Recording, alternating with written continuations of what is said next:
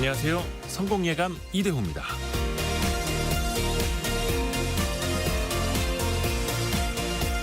큰 참사가 벌어지면 사회적으로 그 충격과 후유증에서 벗어나는데 많은 시간이 걸립니다. 국가적인 슬픔 속에서 심리적으로 위축되는 건 물론이고 경제활동 역시 영향을 받을 수밖에 없죠. 비상계엄과 탄핵 정국에서 벗어나지 못한 상황에 여객기 참사까지 겹친 상황. 연말 시상식을 비롯해 예능 방송이 결방되고 송년 콘서트를 취소하거나 앨범 발매를 연기하는 사례도 나오고 있습니다. 일부 지자체는 제야 행사를 취소한다고 합니다. 새해 해맞이 행사를 취소하거나 축소하는 것도 검토한다고 합니다. 1월 4일까지 7일간 이어지는 국가 애도 기간. 하지만 우리는 압니다. 어려움 속에서도 다시 일어나야 한다는 것을. 슬픔을 나누고 그 고통을 기억하면서도 다시 우리는 일어서고 앞으로 또 나아가야 한다는 것을. 성공예감 이대호입니다. 시작합니다.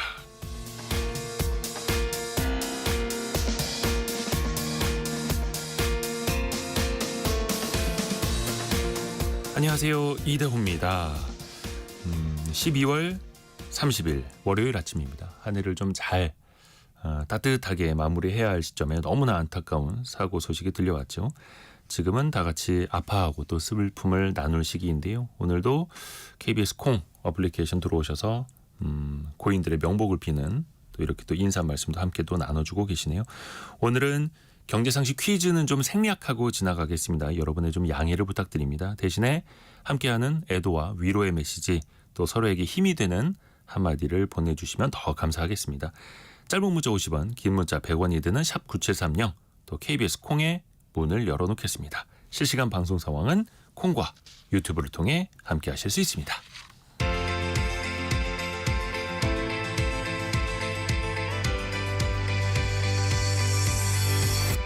KBS 1라디오 성공예감 이대호입니다. 7073님이 좋은 일만 가득해도 모자랄 마지막 한 해의 마지막이 너무 슬픈 일만 가득 흐르네요. 이렇게 보내주셨고요. 그리고 최명희님, 마음 아픈 월요일 아침입니다. 고인들의 명복을 빌어봅니다. 1918님은 기억에서 지우고 싶은 12월입니다. 또 이렇게도 보내주셨고요. 오늘의 경제 뉴스도 사고 소식 같이 한번 또 정리해서 전달해 드리겠습니다. 해담경제연구소 어예진 소장, 파이낸셜 뉴스 이환주 기자와 만납니다. 어서 오세요. 안녕하세요. 자, 어예진 소장이 선정한 뉴스는 어떤 겁니까? 네, 전남 무안공항에서 발생한 제주항공 여객기 참사 소식, 사고 원인부터 기재부 컨트롤타워 상황, 외신 반응까지 전해드리고요. 오늘부터 기초수급자의 500만 원 이하 채무가 전액 면제된다는 소식까지 전해드리겠습니다. 네, 이환주 기자는요? 네, 사고 이후 정부의 대응 상황과 LCC 상황 등 제주항공 참사 이어서 전해드리고요. 두 번째로는 생애 첫 주택 구입 관련 내용도 준비했습니다. 네, 자 먼저 어예진 소장을 통해서 그 제주 여객기 추락 참사 관련해서 좀 나온 상황 정리 좀 부탁드릴게요. 네, 우선 어제 새벽에 방콕을 출발해서 무안공항으로 향하던 제주항공 여객기가 랜딩 기어, 우리말로 하면 착륙 장치를 내리지 못한 채 동체 착륙, 그러니까 몸통 그대로 착륙을 시도하다가 활주로 끝에 담장을 들이받으면서 큰 폭발과 함께 반파되는 사고가 발생했습니다. 여객기에는 승객 175명과 승무원 6명, 총 181명이 타고 있었는데요. 구조된 생존자 2명의 승무원을 제외한 179명이 숨진 것으로 최종 확인이 됐습니다. 승객 175명 가운데 2명은 태국인이고 나머지는 모두 한국인인 것으로 잠정 확인이 됐습니다. 이번 사고는 국내에서 발생한 국적기 사고 중에 역대 최대 규모 인명피해를 낳은 참사로 기록이 됐습니다. 기체의 훼손 정도가 심해서 현장 수습에 시간이 오래 걸렸고 또 신원 확인에도 어려움이 이어지고 있는데 오전 7시 30분 기준으로 140명의 신원이 확인된 것으로 발표가 됐습니다. 사고 원인도 즉각적으로 또 언급이 되고 있죠. 네, 우선은 이제 버드 스트라이크라고 해서 이제 조류 충돌에 따른 기체 고장이 주요 원인이라는 추측이 있습니다. 무안 공항이 이제 바닷가기 때문에 그 주변의 갈매기나 기러기들이 이 V자를 그리면서 몇백 마리씩 날아다니는 곳이 많다고 합니다. 국토부는 사고가 난 항공기가 착륙을 시도하다가 관제탑으로부터 조류 충돌 주의를 받은 후에 1분쯤 뒤 조난구조 신호인 메이데이를 선언을 했고요. 2분 뒤에 재차 착륙을 시도하는 과정에서 사고가 난 것으로 보인다. 이렇게 설명을 했습니다. 항공기의 메이데이 선언 후에 관제탑에서 기존의 착륙 방향의 반대 방향으로 착륙 허가를 주고 이렇게 내려오는 과정에서 사고가 발생했다는 겁니다.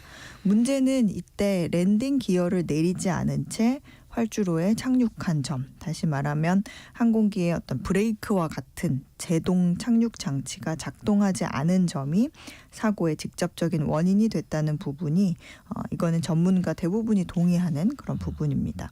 그리고 이 랜딩 기어의 미작동 원인이 조류 충돌일 수 있다는 추측인데요. 이제 새들이 이제 엔진으로 들어가서 타면서 아니면 혹은 어떤 방식으로든 엔진이 망가졌고 랜딩 기어를 올리고 내리는데 작동하는 이 유압 시스템이라는 게 있는데 이게 엔진과 또 연결이 되어 있어서 영향을 줬을 수도 있다. 이런 분석도 있습니다. 반면에 이제 한쪽 엔진 고장만으로는 이런 사고가 불가능하다면서 다른 사고 원인도 분석해야 한다는 의견이 나옵니다. 조류 충돌로 엔진이 작동하지 않더라도 비행기는 보통 엔진이 2개 이상이기 때문에 이 경우엔 2개이기 때문에 나머지 엔진으로 동력을 공급받아서 랜딩 기어가 작동을 할 수가 있었을 텐데 랜딩 기어 3개가 모두 안 나온 건 굉장히 드문 현상이라면서 이는 모든 엔진의 결함 또는 기체 결함이 아니냐는 주장도 있습니다. 이런 가운데 무안국제공항의 짧은 활주로가 사고 피해를 키웠다 이런 주장도 있는데요. 아침에 나온 소식 하나 더 전해드리면 제주항공의 같은 기종이 사고 원인으로 지목된 부품과 동일한 이상으로 오늘 아침 정상적으로 운행하지 못하는 일이 벌어졌다는 소식입니다. 김포공항에서 제주로 출발하는 여객기인데 이륙 직후 랜딩 기어 즉 이착륙 장치에 이상이 발견이 돼서 승객들에게 기체 결함을 안내한 뒤에 회항을 했습니다. 어쨌든 사고 원인은 아직 명확히 밝혀지지 않았고요. 블랙박스는 현장에서 모두 확보를 했는데 아무래도 큰 화재가 있었기 때문에 훼손된 부분도 있어서 이거를 분석하는 데까지는 최소 한 달 상당한 시간이 소요될 것으로 예상이 됩니다. 오미숙님이 유족들에게 어떤 말로 위로가 될까요? 마음이 너무 아프네요. 이렇게 보내주셨고요. 이상목님은 일면식도 없는 분들이지만 너무 슬프고 안타까워서 잠을 설쳤습니다. 이렇게 또 공감을 또 해주셨네요. 자, 이완주 기자, 정부도 무안지역 바로 특별재난지역으로 선포를 했죠. 예, 최상목 대통령 권한대행이 사고 후에 중앙재난안전대책본부를 중심으로 모든 자원을 투입하라고 지시를 하면서 무안지역을 특별재난지역으로 선포했습니다. 이 사고 현장에 통합지원본부를 설치를 해서요. 피해 수습과 지원을 우선적으로 하고 유가족에게는 전담 공무원을 배치한 상황입니다. 또 아직 신원이 확인되지 않은 40명 정도에 대해서도 신속히 신원을 확인할 예정이고요. 또 1월 4일까지 일주일간을 국가 애도기간으로 전하고요. 전국 지자체에서도 합동 분향소를 설치를 해서 애도를 진행하게 됩니다. 제주항공도 바로 입장을 밝혔죠. 예, 김인계 제주항공 대표와 임직원들이 긴급 브리핑을 열고 고개 숙여서 유족분들께 사과의 말을 남겼는데요. 다만 사고 원인에 대해서는 조사가 진행 중이고 항공기 점검 과정에서 기체 결함이 발견되지는 않았다라고 설명을 했습니다. 이 제주항공은 이날 사고 접수 직후 기존 홈페이지에 있던 각종 이벤트 알림창 등을 모두 없애고 안내문과 사과문, 보도자료, 공지사항만 배치를 했습니다. 제주항공 같은 경우에는 애경그룹이 지난 2005년 제주도와 합작해 설립한 국내 대표 저비용항공사인데요. 제주항공의 모회사인 애경그룹 역시 이번 사고와 관련해서 신속하게 사고를 수습하고 필요한 조치가 이루어질 수 있도록 모든 지원을 아끼지 않겠다라고 밝혔고요. 또 애경그룹 회장도 유가족에게 사과하고 어제 고개를 숙였습니다. 1468님이 하늘마저 먹구름으로 가득합니다. 삼가 고인들의 명복을 빕니다. 또 이렇게 보내주셨고요. 오해진 소장, 이번 사태 컨트롤 타워가 기획재정부라고 하더라고요. 일각에서는 좀 우려도 나올 법하고요. 네, 통상 이제 대형 사고가 발생했을 때 컨트롤 타워를 맡아온 대통령실과 국무총리실이 탄핵으로 지금 해당 기능을 할 수 없게 됐고, 재난관리 주무부처인 행정안전부 장관도 현재 공석인 상황입니다. 대통령실 정진석 비서실장을 주제로 이제 어제 긴급 수석 비서관 회의를 열어서 사고 현황과 수습 방안을 집중적으로 논의는 했는데, 이 회의 결과를 최상목 대통령 권한대행 부총리에게 보고만 할 수 있을 뿐이지 어떤 그 대응도 할 수는 없습니다. 결국에는 인명사고 대응 경험이 전혀 없는 기획재정부가 사고 수습 및 대응 전면에 나서게 됐습니다. 기획재정부는 무한사고 대응 지원 TF팀을 즉시 가동했는데요. 김동일 예산실장이 TF팀장을 맡았고, 경제예산심의관, 연금보건예산과장, 안전예산과장 등으로 구성이 됐습니다. 이렇게 되면서 아무래도 이 재난사고 대응 경험이 없는 예산실 관료들이 제 역할을 해낼 수 있을까에 대한 우려가 나오는 상황인데요. 안 그래도 지금 금융외환 시장이 불안정한 상황이기 때문에 기재부가 경제팀을 좀 안정적으로 이끌어야 하는 상황에서 사고 수습까지 맡게 된 점도 조금 우려를 더하고 있죠. 대통령, 국무총리, 행정안전부 장관이 없다고 해서 대통령실, 국무총리실, 행안부 공직자들이 다 놀고 있는 건 아니지 않습니까? 어찌되든 더 어려운 시기니까 그 경험 많은 공직자, 관료분들이 더 좀 똘똘 뭉쳐주시길 당부드립니다. 여야의 정쟁도 조금은 멈췄어요.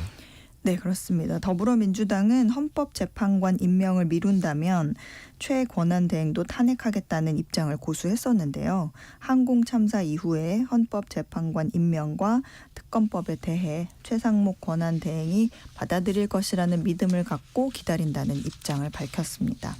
한편 최 권한대행은 야당이 탄핵을 시도하겠다면 어쩔 수 없는 일이라는 취지의 의사를 주변에 드러낸 것으로 알려졌습니다.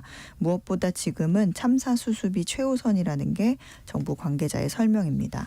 정치권에서도 무한 참사가 완전히 수습될 때까지 정쟁을 중단하자는 목소리가 나오고 있습니다. 지금 상황에서 정쟁을 거듭하면은 어떤 이야기를 들을까요? 더 잘 아시겠죠, 그분들이. 외신들도 일제히 제주항공 참사를 보도하고 있는데 이게 참 정치적인 불확실성이 커진 상황에서 나온 사고라 외신들의 어떤 보는 눈도 더 따갑게 느껴집니다. 그렇습니다. 사고 즉시 외신들도 일제히 속보를 띄웠고요. 홈페이지를 보면 메인 뉴스로 대부분이 상세하게 다루고 있습니다. 사고 동영상도 이제 공유가 되면서 많은 해외 국민들도 함께 애도하는 모습입니다. AP와 로이터 통신은 지난 1997년 괌에서 발생한 대한항공 추락 사고로 200명 이상이 사망한 이후 한국 항공사가 겪은 최악의 사고다 이렇게 전했고요. CNN 등 미국 주요 매체들은 사고기가 보잉 737 계열이라는 사실에 좀 관심을 보였습니다. 이런 가운데 미국 항공기 제조사 보잉 측은 이번 제주항공 여객기 사고와 관련해서 애도의 뜻을 밝히고 또 제주항공 측과 연락을 취하고 있다 이렇게 전했습니다. 신소영 님이 계엄도 여객기 참사도 모두 꿈이었으면 좋겠습니다. 내후회환에 두렵고 참담합니다. 이렇게 보내주셨고요. 김미영 님도 어제 일이 꿈이었으면 하는 생각만 무한 반복하면서 잠에 들었어요. 라고 보내주셨네요. 이완주 기자, 무한공항에 국제선이 전기 취항한 지 얼마 안 됐잖아요. 예, 제주항공이 이달 8일부터요. 태국, 일본, 대만, 말레이시아 등 무한공항에서 국제선 정기 운항을 시작을 했습니다. 네. 이게 17년 만에 정기 국제선을 부활시킨 신규 노선이었는데 한 달도 안 돼서 사고가 발생한 겁니다. 이 사고 여객기는 일주일에 총 4번 방콕과 무안을 왕복했고요. 국제선이 다시 개통했을 때 광주 전남 주민들은 이제 인천까지 갈 필요 없이 국제선을 이용할 수 있다면서 반겼지만 이번에 참사가 난 건데요. 2005년 설립된 제주항공은 출범 이후 항공기 지연 등 크고 작은 사고가 있었지만 인명사고는 이번이 처음입니다. 또 제주항공의 모회사인 애경그룹 역시 이 사고로 타격이 불가피할 전망이고요. 제주항공은 국내 1위 저비용 항공사인데 이번 사고 수습 결과에 따라 큰 위기에 봉착할 수도 있다는 예상이 나오고 있습니다. 관계기관의 사고 수습 전후로 제주항공에 대한 특별 조사도 이뤄질 것으로 보이는데요. 또 대한항공과 아시아나항공 합병으로 각사 LCC인 진에어, 에어부산, 에어서울 통합 과정에서 이뤄질 업계 재편 과정에서도 제약이 있을 수 있다는 관측이 나오고 있습니다. 아무래도 이 사고 때문에 LCC 저비용 항공사에 대한 불안감도 커지고 있다고요. 예, 사고 직후 SNS 등에서는 해외여행에 대한 불안감을 호소하는 글들이 올라왔는데요. 여행사들도 이번 사고로 인해서 겨울철 동남아 등지로 표를 예매했던 승객들의 취소가 이어질지 주목하는 분위기입니다. 특히 제주항공과 같은 저비용 항공사들은 상대적으로 거리가 짧은 동남아 운행편이 많은데요. 이 소비자들이 대형 항공사로 갈아타거나 한동안 해외여행 자체를 자제할 수도 있다는 전망도 있습니다. 또 사고 원인 이외에도 고질적인 문제로 지적된 LCC 항공기 노후화 및 정비 인력 부족 등과 엮어서 LCC 이용에 대한 불안감이 점차적으로 높아지고 있는데요. 또 이번 사고에서 외국인 사망자가 포함이 되면서 외국인 관광객의 한국 여행 수요에도 영향을 미칠 수 있다는 우려도 있습니다. 이게 아무래도 뭐 가용성 휴리스틱이라고 이런 사고를 한번 접하게 되면 사람들의 심리도 또 위축이 되고 항공기 탑승도 또 꺼려질 수밖에 없는데 사실상 통계적으로 보면 확률은 자동차 교통사고보다 항공기 교통사고가 훨씬 더 낮다라는 거고 근데 또 심리적으로 위축되는 건 우리가 인간이니까 또 당연한 현상 같기도 하고요. 이지호님이 왜 자꾸 안 좋은 일만 생기는지 저만 우울한가요? 이렇게 보내주셔서 아마 많은 분들도 비슷한 감정 느끼실 겁니다. 송유성님 12월 올해 12월은 너무나 힘든 시기입니다. 그러나 시련은 올 수 있어도 우리가 단합하면 극복할 수 있습니다. 이렇게 또 힘을 주셨고요. 경제 소식도 챙겨봐야죠. 어예진 소장. 기초수급자의 소액 빚이 면제해야 된다고요? 네, 오늘부터 상환 여력이 개선되지 않은 기초수급자와 중증 장애인의 500만 원 이하 채무에 대한 100% 원금 감면이 실시됩니다. 대출 상환을 1년간 미뤘는데 빚 상환 여력이 개선되지 않은 경우에 한해서 원금 전액을 감면해준다는 방침입니다. 그동안 정부는 단기 연체에 대한 금리 인하 위주로 지원을 해왔는데요. 취약계층이 단기로 연체 중인 채무도 원금의 최대 15%까지 감면이 이루어질 예정입니다. 고금리, 고물가, 고환율의 삼중고 상황에서 빚을 갚을 여력이 부족한 취약계층의 부담을 덜어주기 위한 정부의 조치인데요. 취약계층뿐 아니라 청년층, 미취업자 등 이 채무조정 대상자별로 맞춤형 지원책을 마련한 것이 특징입니다. 정부는 이 같은 채무조정 지원 방안과 함께 연말까지 한시적으로 운영할 예정이었던 신속사전 채무조정 특례를 내년 12월 말까지 1년간 연장할 계획입니다. 신속 채무조정 특례란 연체 위기 대상을 신용 점수 하위 10%에서 하위 20%로 확대를 하고 약정 금리를 30에서 50% 인하해주는 조치입니다. 어려움에 빠지신 분들이 더 큰 어려움에 봉착하지 않도록 조금씩 이제 예방하는 효과 이런 것도 좀 찾아서 꼭 신청해 보시길 바라겠습니다. 이완주 기자, 부동산 소식도 좀 살펴볼까요? 일기 신도시 중에서 노후 임대주택도 재건축이 진행된다고요? 예, 국토교통부가 분당, 일산, 평촌, 삼본, 중동 등 1기 신도시 정비 사업과 함께 지어진 지 30년 이상 된 영구 임대주택 1만 4천 가구에 대한 재건축에 들어간다라고 발표를 했는데요. 네. 이 영구 임대주택 재건축과 함께 약 7천 가구 정도의 신규 아파트도 순차적으로 공급될 예정입니다. 이 영구 임대주택 재건축을 추진할 경우에 기존 거주민들 같은 경우에는요. 인근의 임시거처로 이동을 했다가 재건축이 완료되면 재입주를 할 수 있게 됩니다. 영구 임대주택도 일기 신도시에서 재건축에 들어간다. 또 올해는 생애 처음으로 주택을 구입한 사람들이 많았다고요? 통계적으로요? 예, 맞습니다. 부동산 소유권 매매 이전 등기 통계에 따르면요. 올해 주택 구입자 10명 중에 4명 정도가 생애 최초 주택 구입자로 집계가 됐습니다. 올해 11월까지 전국에서 주택을 거래한 건수가 약 90만 건 정도거든요. 근데 이 중에서 약 42%에 해당하는 38만 건 정도가 생애 최초로 부동산을 구입한 겁니다. 지난해보다는 생애 최초 주택 구입자 비율이 약 2%포인트 증가를 했고요. 11년 만에 최대치를 기록한 겁니다. 보통 집값이 오르는 시기에는 좀 부담스러워서 생애 최초 매수자 비율이 줄어들고 네. 집값이 내리는 시기에 기회다 싶어서 생애 최초 매수자 비율이 증가하는데요. 올해 같은 경우에는 집값이 하락하고 정부가 신생아 특례 대출 등을 실시한 영향으로 생애 최초 주택 구입이 많았던 것으로 풀이가 됩니다. 그렇죠. 그래서 정책자금 지원 이런 대출들이 있을 때 또 그걸 이용하시는 분들이 올해 특히 많았다라는 거고요. 해담경제연구소 어예진 소장, 파이낸셜 뉴스 이환주 기자와 함께했습니다. 고맙습니다. 감사합니다.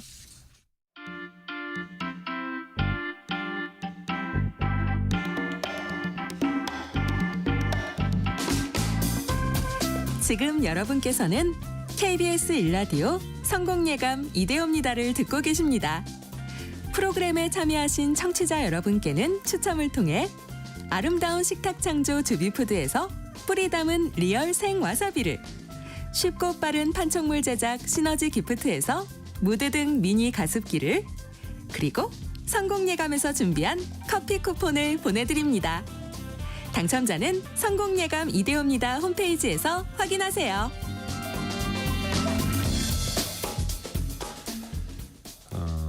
2363님이 사고기에 어린아이, 학생들도 다수 탑승했던데요. 아이들에게 너무 미안합니다. 이렇게 보내주셨고, 또 한태전님은 구조된 승무원 2분도 얼른 완쾌하시길 바랍니다. 보내주셨습니다. 박영대님은 안타깝습니다. 밤이 깊은 만큼 반드시 아름다운 아침이 옵니다. 힘내자고요. 이렇게 또 보내주셨습니다. 오늘은 저희가 아시다시피 사회적인 분위기상 경제상식 퀴즈는 내드리질 않고요. 계속해서 제주항공 여객기 참사 관련된 위로와 또 애도의 메시지를 보내주시면 감사하겠습니다. 짧은 문자 50원, 긴 문자 100원이 드는 샵 9730 문자 메시지, 또 KBS 콩이 열려 있습니다.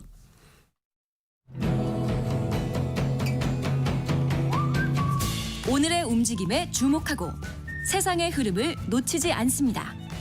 여러분의 내일을 응원하며 성공의 열쇠를 함께 찾아갑니다. 성공예감 이대호입니다. 지난 성탄절에 가수 이승환 씨의 공연이 갑작스럽게 취소됐습니다. 여러 또 갈등 속에서 이러한 결정이 나와서 팬들은, 그 공연을 보러 가려고 했던 사람들은 또 당황스러울 수밖에 없는 그런 상황이었는데요. 이럴 때 소비자는 과연 배상을 제대로 받을 수 있을까요? 슬기로운 법률생활 법무법인 길도 윤예린 변호사에게 들어보시죠. 안녕하세요, 변호사님. 안녕하세요. 윤예린 변호사입니다. 한참 전에 예약을 해놨는데 그 공연이 갑작스럽게 취소됐다. 환불은 당연히 받을 수 있겠죠. 네, 요즘 티켓팅이 매우 치열하잖아요. 그렇죠. 팬들의 마음에서는 자신이 좋아하는 아티스트의 공연을 보기 위해서 티켓 판매 시작과 동시에 핸드폰, 컴퓨터, 주변 지인까지 동원하면서 치열하게 티켓을 예매를 합니다. 네. 몇 달 전부터 치열하게 예매해서 공연 날만을 기다렸는데 갑자기 공연이 취소된다면 허탈할 수밖에 없는데요. 공연이 주최 측의 사정으로 취소되었다면 관객에게 별도 수수료 없이 전액 환불되는 것이 당연합니다. 최근에는 티켓 금액의 110%를 환불해주는 사례도 있었습니다. 배우의 건강상의 이유로 1막 후에 2막 시작 전에 공연이 취소된 경우가 있었는데요. 이때 제작진은 해당 공연 예매자들에게 티켓 결제 금액 기준으로 110%의 환불을 진행했습니다. 대부분 구매 시 사용한 결제 수단을 통해 자동으로 환불이 진행되고요. 관객이 추가적인 조치를 취할 필요는 없습니다.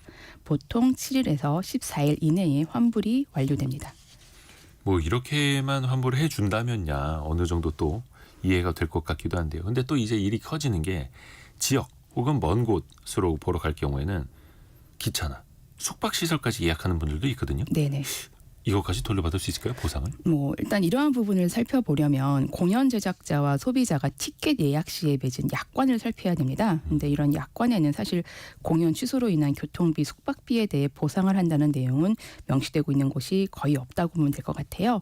그렇다면은 다음에 찾아볼 것이 한국소비자원의 소비자 분쟁 해결 기준입니다. 공연이 취소되거나 관람일이 변경되어서 고객이 입장료의 환급을 요구할 경우에 입장료 환급 및 입장료의 10%를 추가로 배상하라고 되어 있습니다. 천재지변 등의 불가항력인 경우에는 입장료 환급만을 할 것을 해결 기준으로 제시하고 있는데요. 갑자기 공연 주최자 측의 그 사정으로 취소되거나 관람일 변경되면은 고객에게 110%의 그 환불을 해주라고 기준을 정하고 있습니다. 근데 이러한 기준이 법률적 구속력이 있는 것은 아닙니다. 만약 이에 제작자 측에서 따르지 않는다면은 소비자는 손해배상 청구 소송을 제기할 수밖에 없을 것입니다.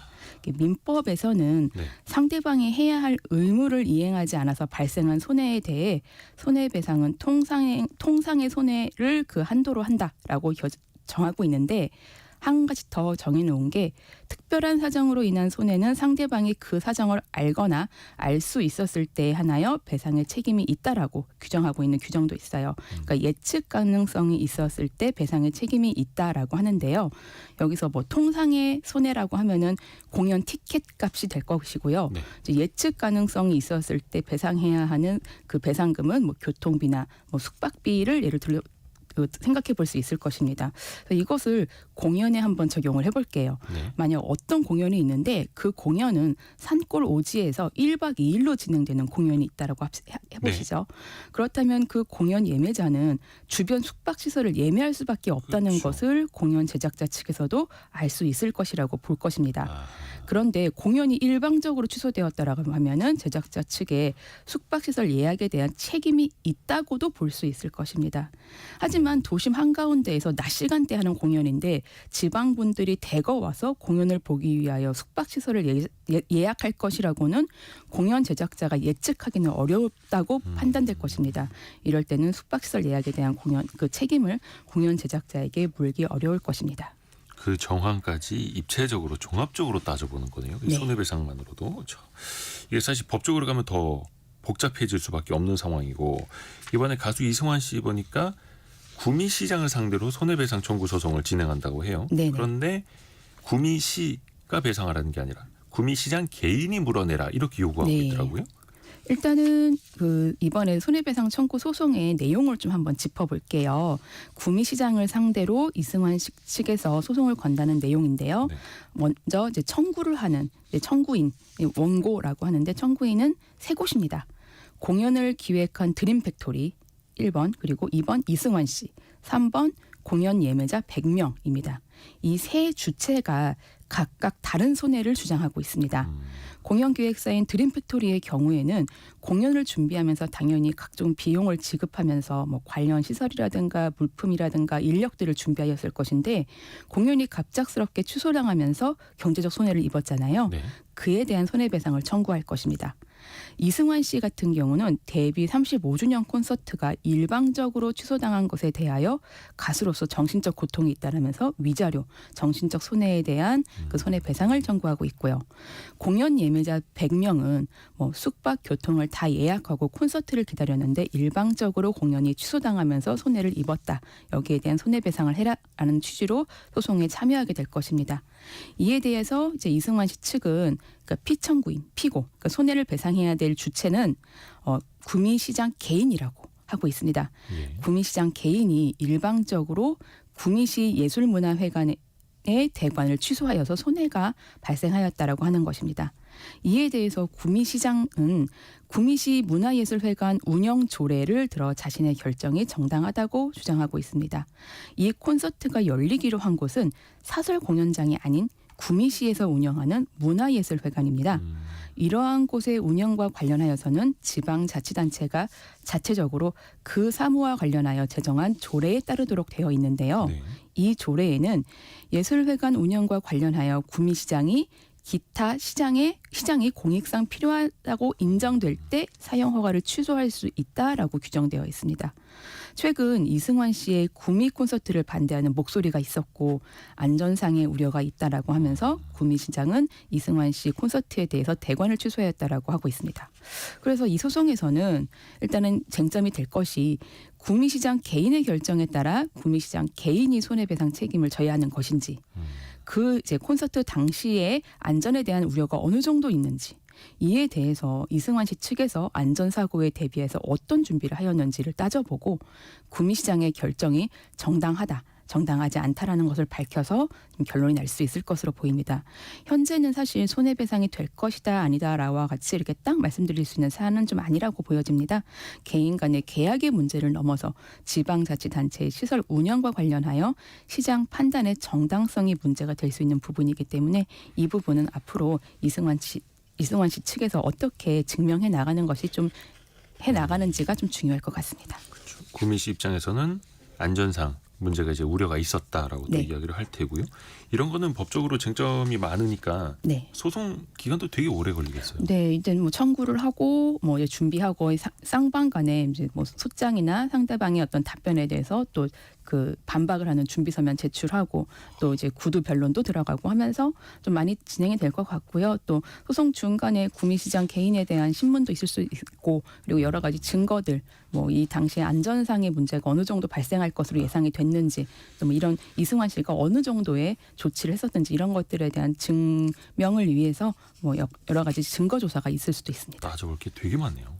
또 반대로 개인 사정으로 예매한 내가 네네. 직접 취소했을 때는 환불 기준이 어떻게 될까요? 예, 사실 공연을 예매할 때 이런 환불 기준이 명시되어 있습니다. 저희가 공연 예매에 바빠서 이렇게 자세히 보시지 않으시는 분들도 좀 많은데, 일단 예매하기 바쁘죠. 네네. 네, 이러한 기준은 사실 국내에서는 대부분 소비자 분쟁 해결 기준에서 제시한 환불 기준을 따르고 있습니다. 소비자 분쟁 해결 기준에 따르면 공연 10일 전까지는 전액 환급, 7일 전에는 10%를 빼고 나머지를 환급, 공연 3일 전까지는 20%를 공제한 후에 환급, 공연 하루 전에는 30% 공제 후에 환급이 됩니다. 또한 공연을 3일 전까지 예매했는데 네. 그 당일날 취소하시는 분들 있잖아요. 네네네. 이런 분들께는 전액 환급이 가능하다고 되어 있습니다. 그리고 공연 당일에도 공연 시작 전까지는 90% 공제 후에 10%를 환급 가능하다고 정하고 있습니다. 그러니까 공연 당일에 가까워질수록 공제 금액이 높아지고 환급률이 떨어진다. 네, 맞습니다. 그런데 한 3일 전까지는 당일에 예매한 걸 당일에 취소해도 전액 환급이 가능하다. 네. 근데 그 공연 기간까지 시간까지 기간이 좀 많이 남았어도 내가 취소를 했을 때 일정 금액이 취소 수수료로 떼나가더라고요. 네네. 이건 어떻게 된 거예요? 그러니까 사실 국내 공연 예매의 경우 대부분 예매 사이트, 뭐 예매 플랫폼을 사용하고 있잖아요. 네. 이 예매 플랫폼에서 예매 후 8일부터 공연 10일 전까지는 뭐 장당 2,000원에서 4,000원 사이에 취소 수수료를 부과하고 있습니다. 이게 이 공연 주최자 측에서 이제 100% 환급하는 공연비와는 상관없이 일괄적으로 부과되는 취소 수수료입니다. 이게 공연 티켓을 판매하는 티켓 판매 사이트의 환불 규정이 서로 달라서 이제 같은 공연이라도 구입처에 따라서 환불 규정이 달라질 수 있습니다. 일종의 뭐 사이트 이용료 같은 뭐 개념이라고 볼 수도 있고요. 근데 사실 여기에는 뭐 아직 당국의 명확한 제재나 기준이 없는 상황입니다. 뭐 예매 사이트 측에서는 공연 특성상 취소하면은 자리가 비게 되니 이제 이렇게 되면은 이제 손해가 발생한다라고 하면서 이런 취소 수수료를 부과하고 있는 것으로 보입니다. 요거는 구입처에 따라서 환불 규정이 다르다. 그러니까 네. 업체마다 최소한 취소 수수료 몇천 원씩 얼마를 떼가는지는 아직 명확한 뭐 기준이 법적인 기준은 없는 거네요. 네, 맞습니다. 또 앞에서 살짝 이야기를 했습니다만 최근 한 뮤지컬 배우가 공연 중간에 네네. 몸이 너무 안 좋아서 공연을 중단하는 일이 있었더라고요. 이렇게 중간에 공연이 멈추거나 주요 출연자가 바뀌면 소비자는 얼마큼 돌려받을 수 있을까요? 네, 한국소비자원에 따르면 주요 출연자가 바뀌거나 공연이 30분 이상 지연, 중단되면 티켓값의 110%를 배상해야 한다라고 하고 있습니다. 110%. 네네. 캐스팅 변경에 따른 예매 취소, 환불 같은 경우는 공연 2시간 전까지는 수수료 없이 가능합니다. 그래서 뭐 공연도 공연이지만 이게 출연자를 보고 선택하시는 분들께서는 예. 제작사에서 보내는 문자 메시지 잘 확인하시고 캐스팅 변경 사항을 확인하신 후에 공연 관람을 취소하실 것인지를 결정하셔서 적절하게 환불을 받으셔야 될 것 같습니다. 요즘에는 한 공연을 또 N차 관람이다 해서 여러 번 보시는 분들이 많으세요. 근데 네. 그럴 때는 일부러 내가 좋아하는 한 배우의 이제 공연만 선택하시거나 아니면은 다양한 배우들이 하는 공연들을 보고 싶어서 다른 배우들의 공연을 보기 위해서 여러 차례 이제 예매를 하시는 분들이 있으신데 그런 분들께서는 이러한 규정 알아두시고 혹시라도 그 캐스팅이 변경된다면은 그에 대해서 적절하게 결정하시고 배상 받으실 수 있으면 좋겠습니다. 출연 배우가 바뀌었는데 캐스팅이 변경됐는데 내가 일단 들어가서 보기 시작했다라고 하면은 저 제대로 이제 환불은 못 받는 거고요. 네, 그렇죠. 그래서 그 공연 제작사나 이런 데서 알려주는 그 문자 메시지를 꼼꼼히 본인도 확인할 필요가 있어 보이는 거네요. 네네. 또 하나 공연 잘 보고 싶어서 앞자리, 네. VIP 자리, 좋은 자리를 더 비싼 돈 주고 예매하기도 하잖아요. 네. 그런데 가격은 비쌌는데 제대로 배우들은 안 보이더라. 어디에 네. 가려 있더라. 네네. 이러면 이것도 보상이 됩니까? 예, 사업자는 소비자에게 그 제공할 물품이나 서비스에 대한 정보를 성실하고 정확하게 제공해야 할 의무가 있습니다. 당연한 의무이겠죠. 그런데 공연에서 시야 제한은 소비자가 구매를 결정하는데 결정적인 영향을 미칠 수 있는 정보입니다. 그런데 티켓 판매 단계에서 시야가 제한된다는 사실을 알리지 않았다면 문제가 될 수 있습니다. 제공할 서비스에 대한 정보를 부족하게 제공한 것입니다. 한국소비자원 소비자분쟁조정위원회는 주최 측이 시야 방해석을 VIP 요금을 주고 산 고객에게 손해배상을 해야 한다고 판단한 적이 있습니다. 이 소비자분쟁조정위원회는 주최 측이 시야 제한이 발생할 수 있다는 사실을 제대로 알리지 않은 것을 문제 삼고 이런 시야 제한과 같이 중요한 정보를 정확하게 고지하지 않았고 이로 인해 관객에게 손해가 발생했다라고 봤습니다. 그런데 위원회는 티켓 가격 전액이 아닌 VIP석 아래 등급인 R석과의 차액만을 배상하면 된다라고 결정했습니다. 그러니까 공연을 보기는 했는데 일부 공연이 좀 부족하게 보였으니 그것보다 아래 단계의 아래 등급의 그 티켓 차액만. 가액의 차액만을 배상하라고 하는 것입니다. 전액은 아니고 차액만. 그래서 어떤 공연들 보면은 어디에 기둥이 위치하고 있다, 어떤 각도다, 높이는 어떻다 이런 것까지 이제 네. 알려주는 데들도 있더라고요. 맞습니다. 꼼꼼하게 알려줘야죠. 왜냐하면 이 티켓 가격도 뭐 1, 2만 원짜리가 아니기 때문에. 또 하나 공연이 취소돼서 환불해 주겠다라고 했는데 그 환불이 언제 되는지도 중요하잖아요. 뭐 1년 뒤에 주면 또 말도 안 되는 거고. 네네. 일주일 안에 될 것 같았는데 차일피일 미루는 업체도 있다고 하고. 네. 이럴 땐 어떻게 해야 됩니까? 실제로 국내에서도 한 1년 정도가 이제 환불이 안 된 경우가 있었다고 합니다. 한국소비자원에서는 소비자가 민원을 접수하면 소비자원에서 해당 사업자에게 공문을 발송하고 연락을 하면서 사건 해결을 요구하게 됩니다. 하지만 이러한 중재에도 해결이 되지 않고 또 피해자가 많으면은 한국소비자원에 집단 분쟁 소송을 신청해서 티켓 판매 금액과 이제 지연 배상금을 지급하라고 이제 명령을 합니다. 소비자원에서. 네. 근데 이 티켓 환급 결정을 내려도 판매자가 이 결과를 수용하지 않으면은 이게 사실 이런 그 집단 분쟁 소송에서 이 지연 배상금 지급 결정이 권고에 그칠 수밖에 없습니다. 그렇죠. 한국소비자원의 결정은 법원 판결 같은 효력을 발생하는 게 아니라 네. 조정이죠. 조정. 권고하는 거죠. 권고입니다. 그래서 이 결과에도 해결되지 않으면은 이후에는 소비자가 민사소송을 걸거나 소액심판 제도를 활용하는 수밖에 없습니다. 이게 민사소송까지 가기엔 너무 무겁고 소액심판제도를 활용하게 되면은 내가 그동안 못 받은 환불 기간에 대해서도 뭐 이자를 쳐서 받거나 이럴 수도 네, 있어요. 이자는 쳐서 받을 수 있고 소송이 좀 빨리 끝나고 이제 판결문 자체가 이제 써서 나오진 않지만 이 이제 그 주문에 어떻게 배상을 하라라는 내용이 나오기 때문에 그에 따라서 소비자 같은 경우는 집행, 그러니까 강제 집행이라고 해서 주최 측의 재산에다가 뭐 압류를 건다든가, 뭐 경매를 한다든가 이런 방식으로 이제 이 피해 금액을 받을 수 있게 됩니다. 근데 또 이제 많은 분들이 이게 1, 20만 원 때문에 소송까지 가야 되나 복잡해라고 생각하실 텐데 소액심판제도는 그럼 좀 간단한가요? 그러니까 이 절차가 그러니까 뭐 일반 소송하고 동일합니다만 진행 자체가 빠릅니다. 이제 일반 소송 같은 경우는 이제 재판에 나와서 다음 기일도 정할 수 있고 뭐 판사님께서도 판결문을 써야 되니까 기록 검토도 좀 자세하게 되는데 이런 소액심판 같은 경우는 증거 자체가 단순합니다. 내가 티켓을 샀는데 공연이 취소됐다. 나는 이만큼을 손해를 봤다라는 게 명확하잖아요. 네. 그럴 때는 이제 판사님들께서도 판결문을 길게 쓰지 않고 그냥 주문 정도로만 해서 이제 이런 증거들을 보니 이렇다라고 판단을 하시고 그렇게 되면 그 판결문 자체가 일반 민사소송의 판결문과 동일한 효력이 있어서 거기에 대해서 집행이 가능한 것이죠. 오늘은 공연 취소 그리고 그에 따르는 환불에 대해서 법률적 이것도 배워봤습니다. 윤예린 변호사였습니다. 고맙습니다. 네, 고맙습니다. 라디오 정보센터 다녀옵니다. 어제 179명이 숨진 무안국제공항 제주항공 여객기 사고 현장에는 조금 전부터 소방 인력이 다시 투입돼 수색 작업을 진행하고 있습니다. 소방당국은 항공기 동체 잔해를 중심으로 유류품 수색에 주력할 것으로 보입니다. 국토부 중앙사고수습본부는 제주항공 여객기 참사의 원인 규명에 주력하고 있습니다. 국토부는 어제 수거한 블랙박스를 오늘 김포공항 시험분석센터로 옮겨 분석 가능 여부를 확인하겠다고 밝혔습니다.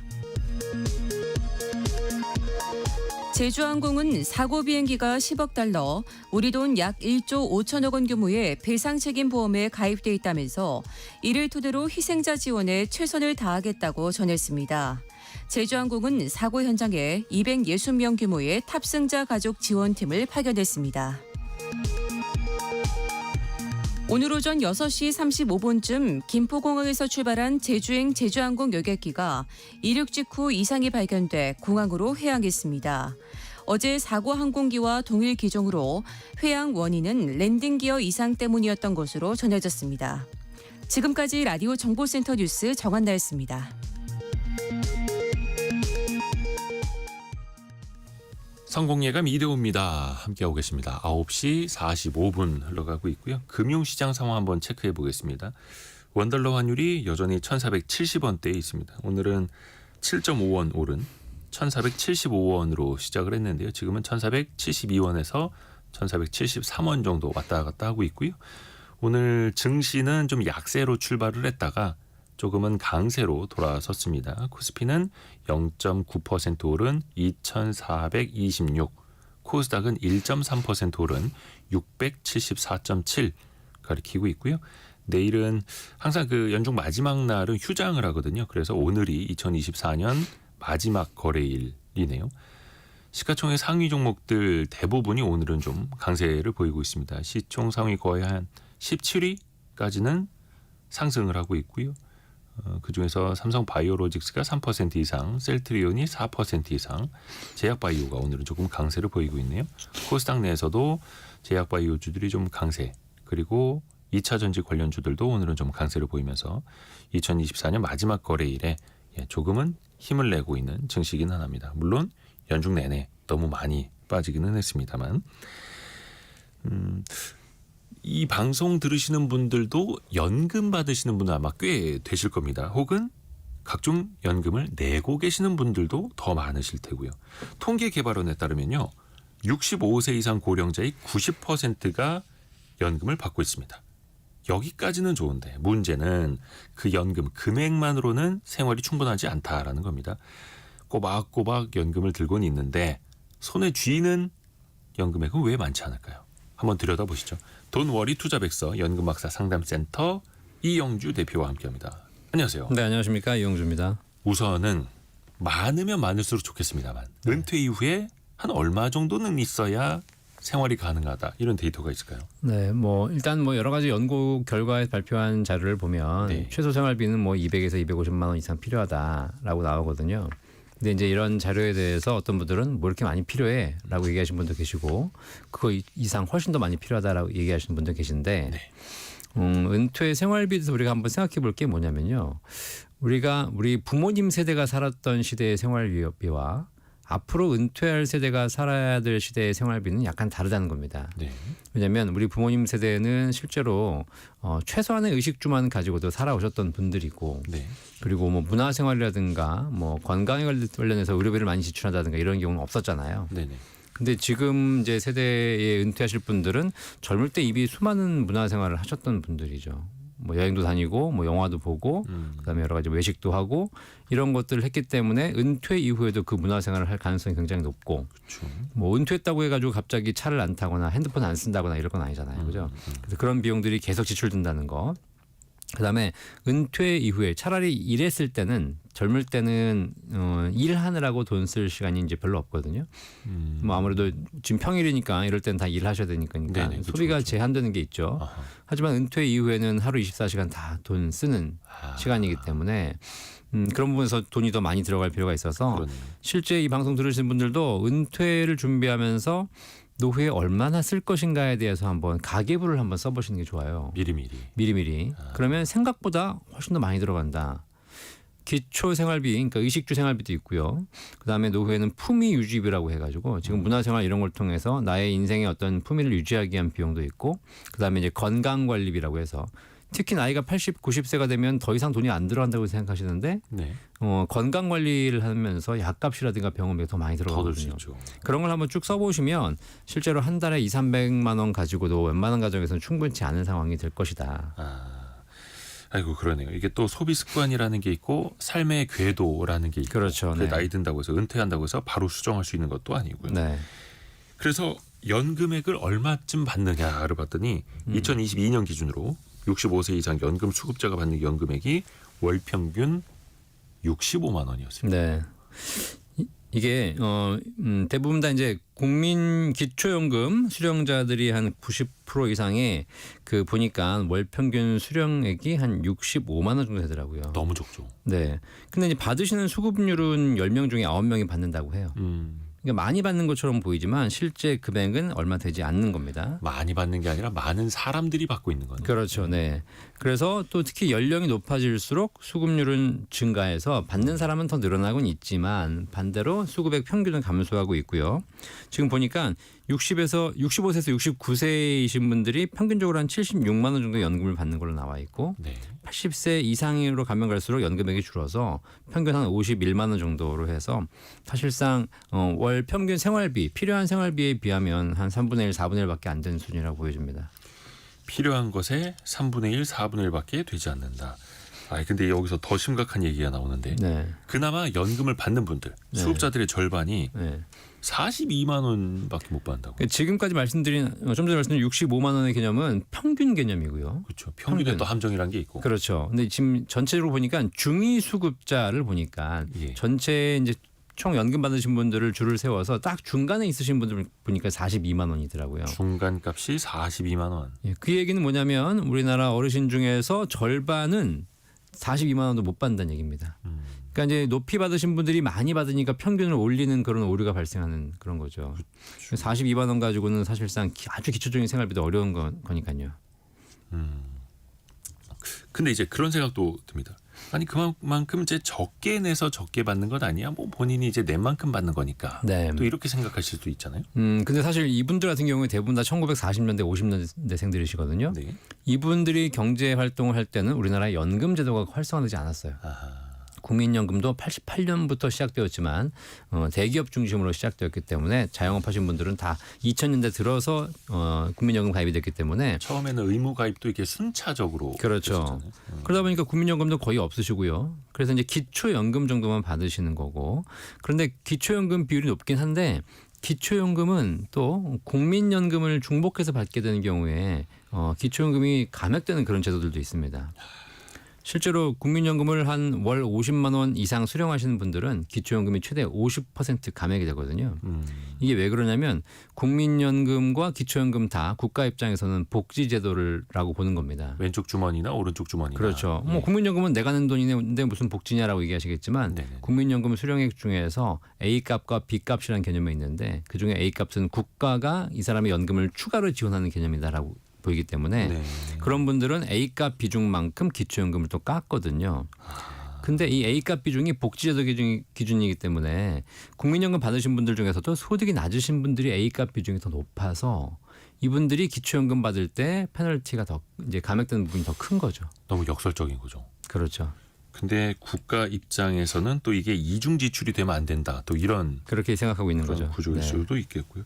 조금 억울하기는 한데 내년부터는 여기서 더 연금이 더 깎일 수 있다고요? 더 깎이는 건 아니고요. 원래 깎였던 게 이제 국민연금이 받을 때도 소득 연계 감액 제도라는 게 있습니다. 예, 예. 그래서 국민연금이 국민연금 받으면서 다른 소득, 근로소득이나 사업소득, 임대소득이 월 298만 원 이상이면 국민연금이 감액되는 게 있거든요. 네. 기존에 있던 거. 그죠? 이거를 근데 작년에 그 제5차 국민연금 종합운영계획 발표하면서 이 소득 연계대에서 국민연금을 깎는 거는 네. 노후에 일해야 되는데 일하는 사람들에 있어서 국민연금을 또 깎는 거는 이건 잘못된 거다라고 해서 폐지를 추진했었는데 실제 연금개혁안에서는 삭제가 됐고요.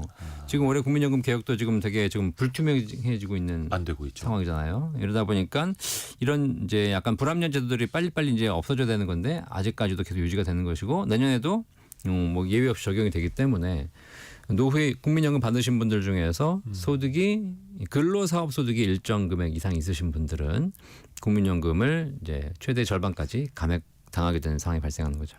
소득이 있다고 해서 소득이 많다고 해서 또 다른 연금이 깎이고 있고 네. 이게 또 사람마다 어떻게 받아들이실지. 그러니까요. 그러면 소득이 낮으면 감액이 아예 안 되는 겁니까? 그러니까 월 소득 금액이거든요. 근로사업 임대소득을 합산해서 월 소득 금액이 298만 원 이하이면 감액이 안 됩니다.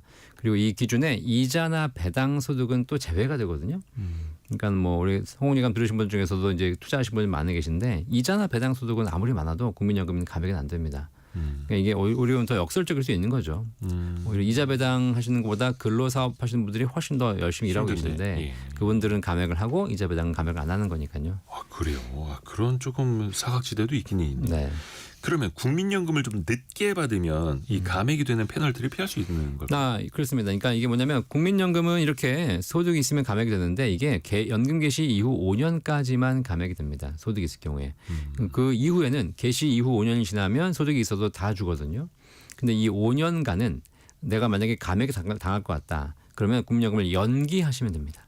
아하. 연기하시면 연금을 받지 않지만 대신에 감액도 없고요. 그리고 연기하시게 되면 또 국민연금이 1년 늦출 때마다 7.2%씩 증액되기 때문에 혹시 이런 대상이 되신 분들은 감액하면서 받지 마시고 연금을 연기하시는 것이 더 유리하죠. 그러니까 다른 소득이 있거나 기초연금하고 연계해서 받고 있는데 그게 감액되는 게 싫다라는 분들은 5년간 그렇습니다. 연기할 수 있다. 네네. 근데 또 노후 준비가 잘 안 돼 있는 분들은 어찌됐든 간에 또 빨리 받으셔야 되잖아요. 네. 물론 이제 내가 진짜 연금이 거의 없어서 소득이 없다 이러신 분들은 이제 빨리 받으실 수밖에 없겠지만 만약에 그렇지 않고 다른 자산도 좀 있고 여유가 있으시다면 저는 개인적으로 국민연금은 좀 늦춰 수령하시는 것이 감액도 피하고 그다음에 연금액도 더 늘리는 방법 그리고 한 평균 수명 이상만 사시면 훨씬 유리하니까요. 그렇죠. 그래서 개개인들은 이렇게 또 선택을 하실 수 있겠고 지금은 국민연금 개혁 논의가 완전히 멈춰선 상황이긴 네. 한데 좀 불합리한 제도는 또 빨리 고칠 수 있길 바라겠습니다. 네. 연금박사 상담센터 이영주 대표와 함께했습니다. 고맙습니다. 감사합니다.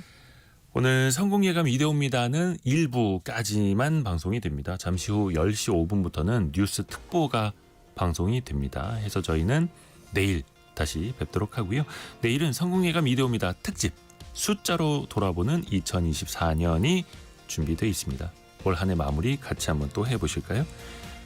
내일 아침에 다시 뵙겠습니다. 성공예감은 오늘도 여러분을 응원합니다.